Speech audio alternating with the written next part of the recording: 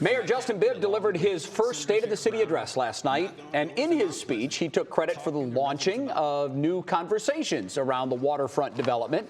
He said safety remains his top priority, and he acknowledged his missteps, including the city's poor response to that snowstorm we saw back on MLK Day. He also introduced a concept to rebuild Cleveland as, quote, a 15-minute city.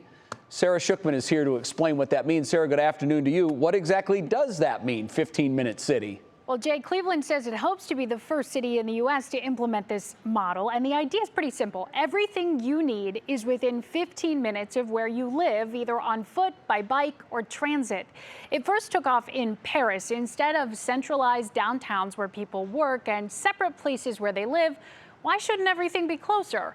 Well, that reduced proximity is greener, it's more sustainable, and it creates more solidarity between neighbors. But you can't start from scratch, obviously. So it's about repurposing existing spaces. Mayor Bibb said last night it'll be about people first, not developers. Well, city planners today told me they will aim to find out how residents might want to see their community change and make sure that the city's zoning restriction policies and their policies around development align. And the first step for that is making a list. Things like grocery stores, schools, parks, but also other things like barbershops, cafes, a general list of amenities and needs that we think as city officials, we know and have heard from residents that they want to be able to access. But the goal is for it to be iterative. We want to eventually take this model to communities and have them tell us what exactly needs or amenities they really see as being valuable that they want access to.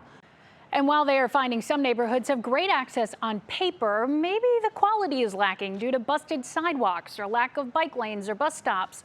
And whether it's green space we're talking about or food justice, some neighborhoods are just lacking altogether here in Cleveland. Ultimately, in a 15-minute city, not every 15-minute radius looks the same, but it serves people with opportunities to access the things they want to get to in their day-to-day lives, Jay.